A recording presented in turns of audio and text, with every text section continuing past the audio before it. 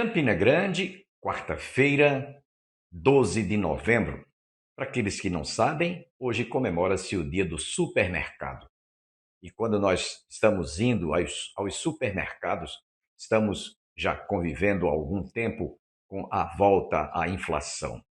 Por isso, nesse dia do supermercado, nós que fazemos o programa Opção para a Vida, aconselhamos aos nossos telespectadores internautas que antes de fazer a sua feira ou fazer a aquisição dos gêneros alimentícios, pesquise, porque muitos preços estão altíssimos e você fazendo a concorrência de preço, você pode ganhar alguma coisa, algum subsídio a menos para o seu bolso.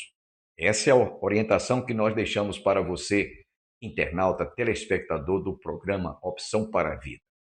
Dentro de instantes, estaremos ouvindo uma belíssima música interpretada pelo cantor Sérgio Lopes e também o pastor Antônio Júnior trazendo a conclusão da palavra que nós recebemos desde a última segunda-feira. Sem perda de tempo, quero deixá-los com o pastor Antônio Júnior.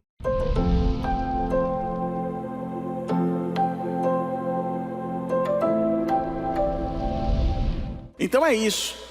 Se eu digo que só tem um, eu não posso dizer que tem dois. Então eu não posso dizer categoricamente que o suicídio é um pecado imperdoável. E uma das maiores preocupações que existe no seio da igreja é justamente isso: se o suicídio se enquadra na categoria de pecado imperdoável. Já que, olha o raciocínio, já que o ato impede arrependimento posterior. Aí está o cerne da questão. Entenderam? Se matar uma pessoa é pecado, se autodestruir é pecado, como é que ele vai se arrepender depois?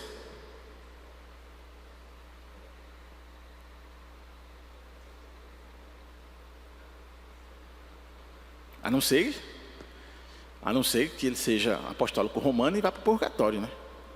Estou brincando, volta para cá. Mas, irmãos, a Bíblia, ela define o único pecado imperdoável de maneira diferente. E aí a gente tem os textos de Marcos, né, capítulo 3, a blasfêmia contra o Espírito Santo, que para muitos teólogos a blasfêmia é uma rejeição final e deliberada do testemunho do Espírito sobre Jesus Cristo. É um estado de obstinação, é um estado de endurecimento do coração e não um ato de desrespeito momentâneo. Então, a ideia de blasfêmia não é um momento, não é uma revolta que você tem naquele momento, depois você se arrepende. A partir do momento que há arrependimento, tem perdão. Mas a blasfêmia é aquela rejeição deliberada, impertinente, do testemunho do Espírito Santo de Jesus. É a rejeição do testemunho do Espírito sobre Jesus Cristo. Então, a promessa de Jesus é a seguinte: Jesus afirmou: em verdade vos digo que todos os pecados, em verdade vos digo que todos os pecados estão perdoados aos filhos dos homens e as blasfêmias de quem quer que blasfemem. Então, o suicídio, embora seja um pecado grave, o autoassassinato não está explicitamente excluído dessa promessa de perdão. Por quê? Porque, mais uma vez, a gente não pode dizer uma coisa que a Bíblia não está dizendo. Entenderam? Então, a condenação eterna não vai se dever ao ato, mas vai se dever à rejeição da salvação em Cristo. Por quê? Porque a única maneira de não ser salvo é rejeitar a salvação. A única maneira de não ser salvo é rejeitar o Senhor Jesus. A única maneira de não ser salvo é essa: é não receber a salvação em Cristo pelo chamado eficaz do Evangelho. Então não cabe, presta atenção, não cabe a nós, não tem como caber a nós dizer que a pessoa que cometeu esse ato, ele foi condenado. Porque o que vai julgar no final é o próprio Jesus, se a pessoa é salva ou não. Entretanto, como pastor, aí vamos lá entender. Eu penso que o salvo não é levado para esse tipo de última instância. Essa minha fala é polêmica e dá o que falar. Como eu estou dizendo que é o mesmo entendimento, isso pode mudar com um argumento mais forte. Alguém pode chegar para mim e argumentar de forma mais teológica, mais forte, mais profunda e me convencer. Porque eu, na minha vida ministerial, já fui convencido de várias coisas. Eu digo isso sempre nas salas de aula. Eu acreditava numa coisa, mas a pessoa argumentou comigo de forma tão bíblica, tão teológica, tão profunda, que eu mudei minha opinião. E eu não deixei de ser crente por causa disso. Porque isso eram coisas secundárias. Uma coisa é, a fé em Cristo Jesus é a salvação, amém? Disso aqui não muda. A fé em Maria não salva, a fé em Buda não salva, a fé em absolutamente nada fora de Cristo salva. Amém? Mas eu entender em que momento Jesus vem para resgatar a sua igreja, como se dá a salvação, se é por predestinação, se é por presciência, e por aí vai. Eu posso discutir isso e posso mudar de opinião, desde que eu seja convencido biblicamente. Toda vez que você, como líder, bate e diz, é assim porque eu aprendi assim, eu criei assim, isso é paradigma. Isso é tradição. E nós não somos formados pela tradição, nós somos formados pela palavra do Senhor, amém? Pelo convencimento da palavra do Senhor. Porque se nós fôssemos tradicionais, aqui nesse momento teria uma imagem de escultura de Jesus morto e um bocado de santo aqui, a gente seria católico ainda.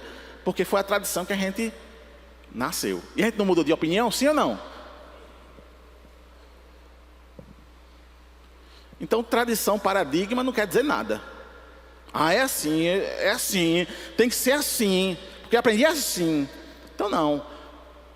O cuidado, a leitura, a meditação, pode chegar a um aprofundamento um pouco mais e, consequentemente, entender. Então, na doutrina da justificação e da segurança da salvação, a teologia ela vai enfatizar que a salvação é pela graça, mediante a fé e não por obras. Pois não. Olha, a Luiz perguntou, uma vez salvo, salvo para sempre. Essa frase, ela é uma frase evasiva. O que é isso? É uma frase meio que violenta, não é? Assim, ela é muito forte. E não está na Bíblia. Exato, e não está na Bíblia. Mas é interessante que muitos usam ela. Agora, se eu mudar. Uma vez que eu estou em Cristo, ninguém me separa do amor. Eita, aí é bíblico, né? Paulo não disse? Ninguém me separaria do amor de Deus que está em Cristo Jesus. A minha segurança e salvação está em quem? Enquanto eu estiver em Cristo, eu estou seguro. Aí quem é Cristo? É o Criador de todas as coisas. É o próprio Deus. Quer segurança maior do que essa? Mas quem está em Cristo. Não é quem pensa que está em Cristo. Não é quem pensa que está em Cristo. Porque quem pensa que está em Cristo é religioso. Mas os que estão em Cristo experimentaram uma verdadeira transformação. Foram regenerados. Fazem parte do reino de Deus.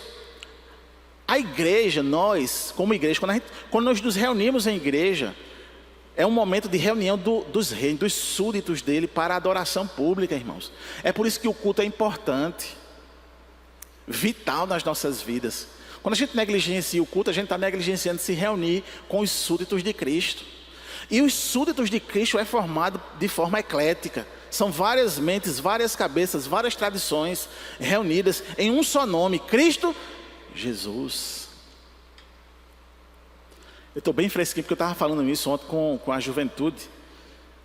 Eu fui convidado para ser conselheiro do DEMEC, o Departamento Nacional de Mocidades Congregacionais. Aí ontem a gente teve um treinamento com líderes de todas as regiões do Brasil.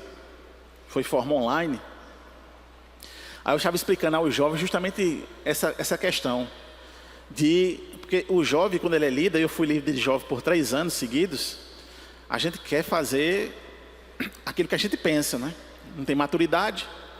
E às vezes o jovem atropela as coisas que já estão andando na igreja, ele não entende. A gente estava justamente dizendo isso. Que existe, em todo canto que você for, existe o paradigma e a tradição. Quando eu falo tradição e paradigma, estou dizendo que aquilo ali é causa pétrea. Não é. Tradição não é causa pétrea. Porque se fosse, estava ruim. Mas se você tem que entender todo um contexto de cada um de nós. Você tem que entender o meu contexto. Eu tenho que entender o contexto do pastor Bosco. Eu tenho que entender o contexto de Arizete. Eu tenho que entender o contexto de Jefferson. Eu tenho que entender o contexto da bebezinha que está ali atrás. De todos. Toda vez que você quer ser uma unanimidade naquilo que você pensa, você vai ficar sozinho, isolado. Sim ou não? Sim ou não? E por que você quer ficar sozinho, isolado na sua opinião? Por que você quer impor a sua opinião? Sem argumentar, sem mostrar o outro lado, sem mostrar que aquilo vai ser bom se tomar essa decisão. A gente diz sim, balança a cabeça, mas a gente não pratica, não é? A gente quer aquilo que eu penso. Olha, é assim, eu sou pastor, me respeite. E toda vez que eu faço isso, consequentemente eu perderei alguma coisa. Talvez perderei o irmão, perderei o ministério, perderei a confiança. Mas fechando esse parênteses e voltando para cá, entendeu aí, Luísa? A segurança está em Cristo. Então, não vamos dizer mais essa frase, uma vez salvo, salvo para sempre. Mas vamos dizer, em Cristo eu tenho a segurança da salvação. E se eu estou em Cristo, e Ele é a minha segurança, quem é o cão para tirar a minha salvação? Já está derrotado. Amém, igreja? Ih, rapaz, o povo está com... Mas vamos lá. Olha só. Romanos 8, 38 e 39. Essa passagem afirma que nada poderá nos separar do amor de Deus. E a palavra nada abrange todas as coisas criadas. E o ato de suicídio é uma coisa criada. Se a salvação de um crente fosse perdida, isso significaria que um ato de fraqueza ou doença humana foi mais forte do que o amor e a graça de Deus. Bom, qual é o destino do verdadeiro crente? E essa é a visão mais consoladora e bíblica, e biblicamente fundamentada, adotada por muitos teólogos. É que, se uma pessoa foi verdadeiramente regenerada, nasceu de novo e tem o Espírito Santo, a sua salvação é segura. E aí, o suicídio é o resultado trágico e pecaminoso de uma intensa luta espiritual, emocional ou de doença mental. Entretanto, se o suicídio é uma luta intensa, espiritual, emocional e de doença mental, ela vai anular a obra de Deus? E aí eu estou perguntando a vocês.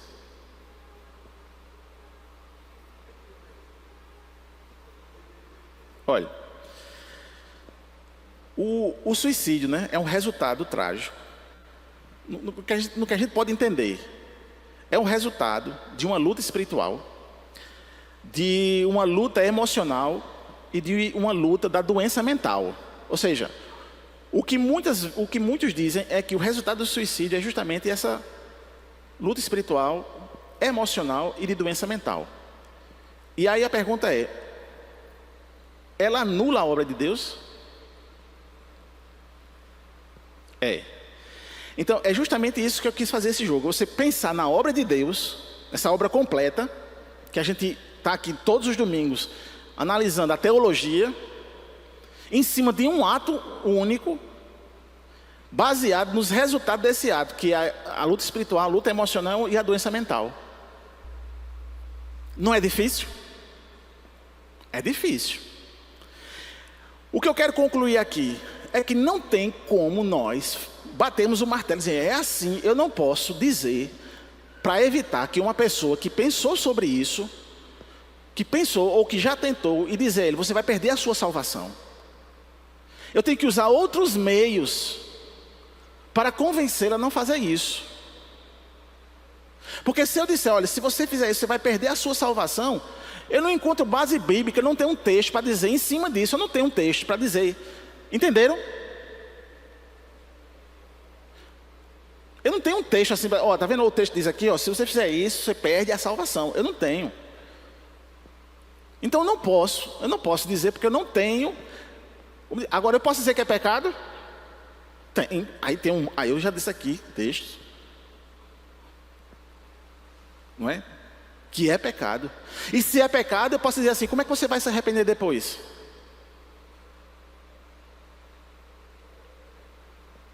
Pois não, Ju?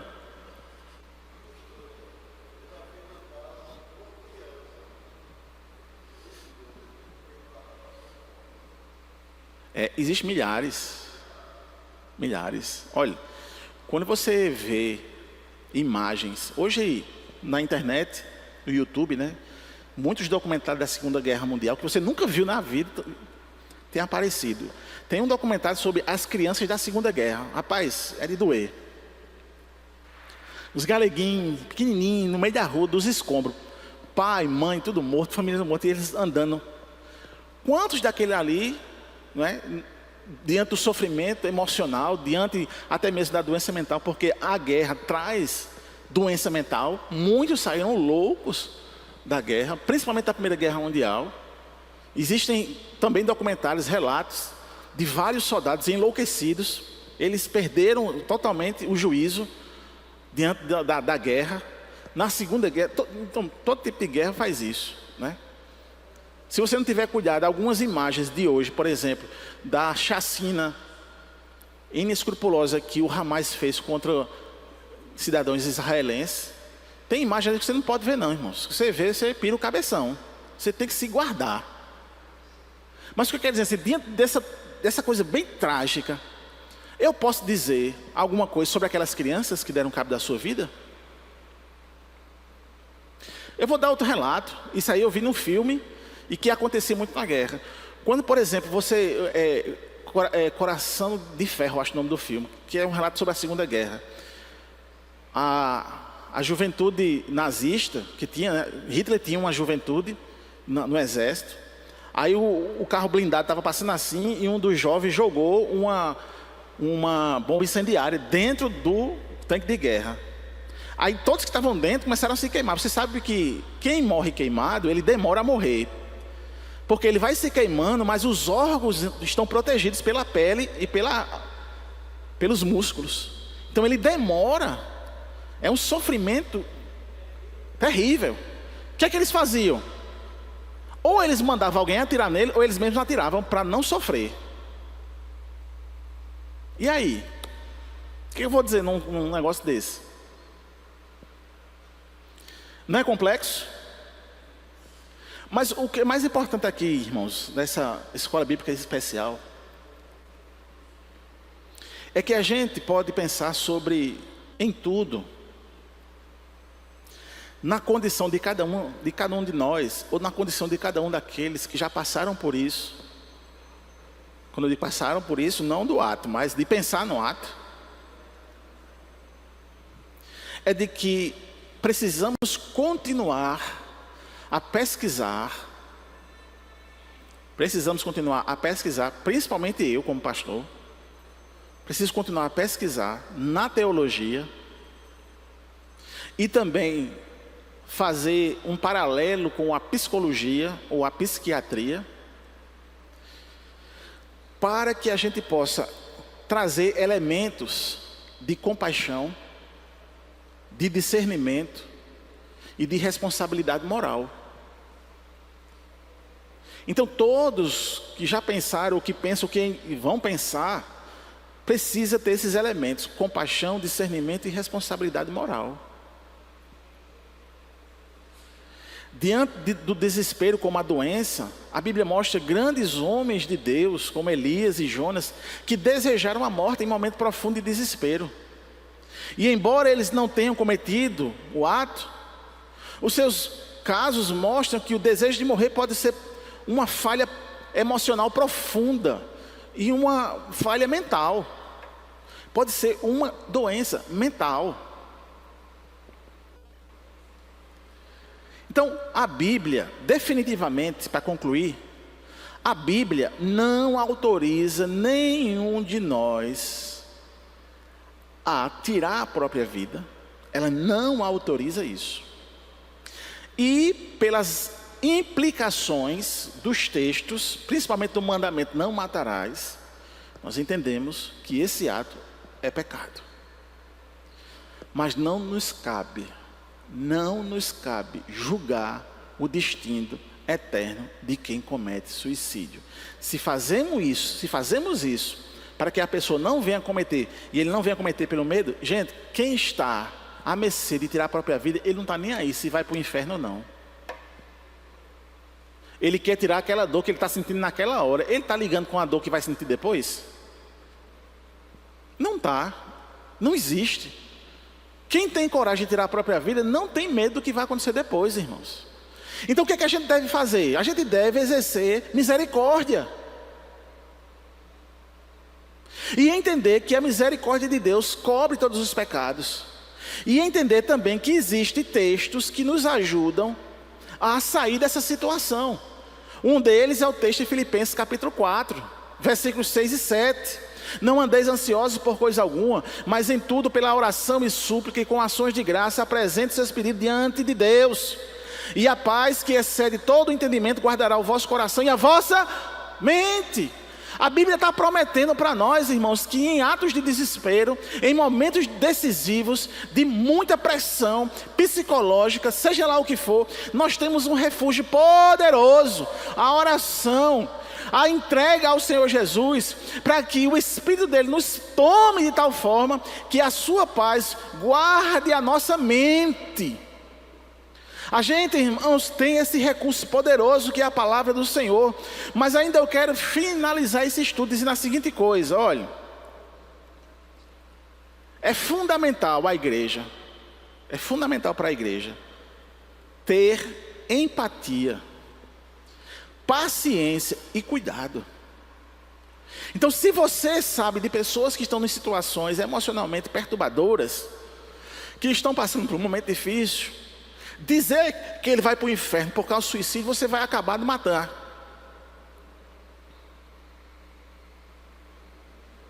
Mas você precisa ter empatia, você precisa ter paciência, você precisa ter cuidado. Se você não sabe o que fazer, eu não sei o que fazer, pastor, peça ajuda. Existem profissionais gabaritados perto de nós, muitos.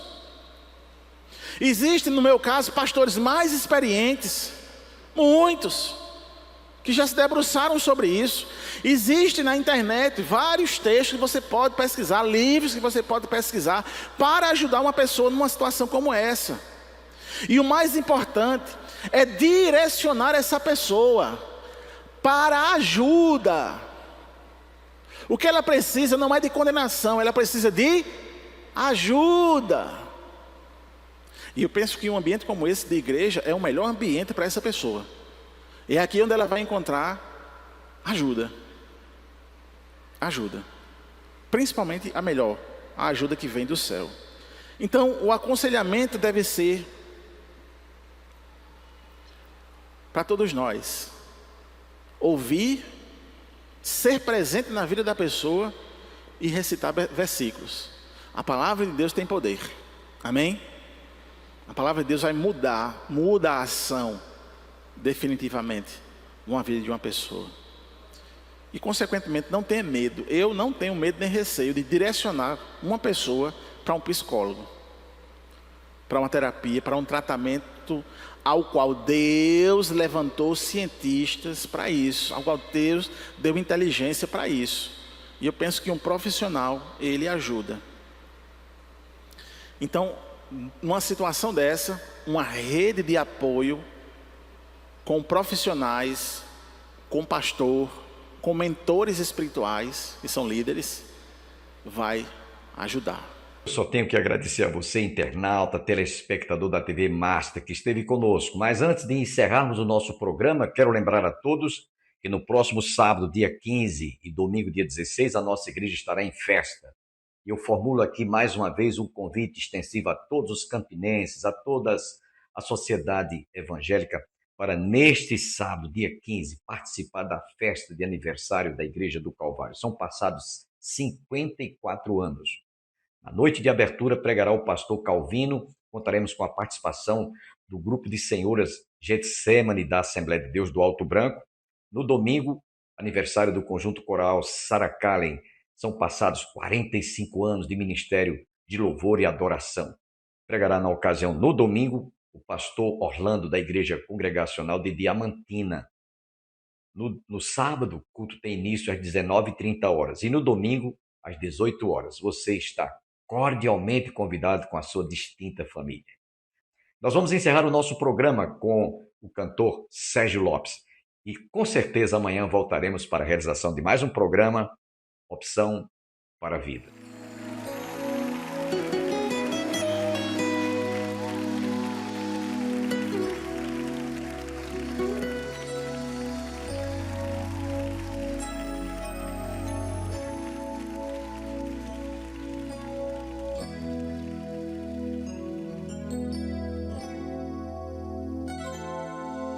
O mundo me deu flores quando lá chegou. Todos os prazeres lá eu encontrei. Não pude ver os laços e quantos embaraços me esperavam. E me entreguei. Um dia eu acordei sem paz, meu coração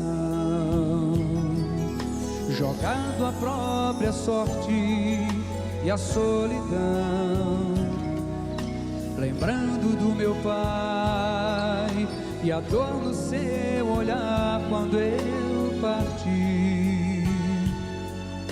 Eu resolvi voltar e aos seus pés me humilhar, dizendo: Senhor,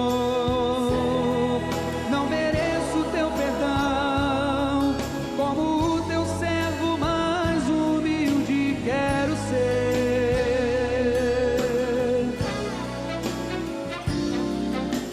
Teu amor só agora percebi, é a riqueza que de todas mais preciso ter. Com ternura me abraçou, os meus erros esqueceu, e em festa meu regresso anunciou. Quem no mundo pode dar sem recompensa e esperar uma tão marcante prova de amor?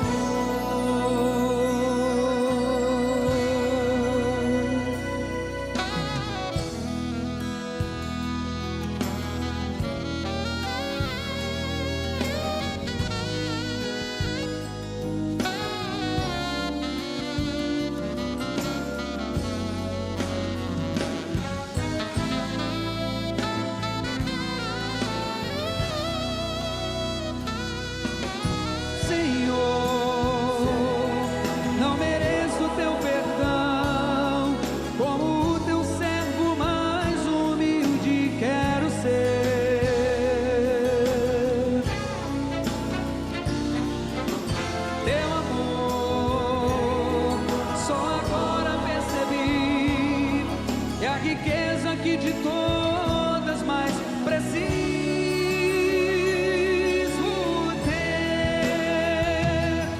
Com ternura me abraçou, os meus erros esqueceu, e em festa meu regresso anunciou.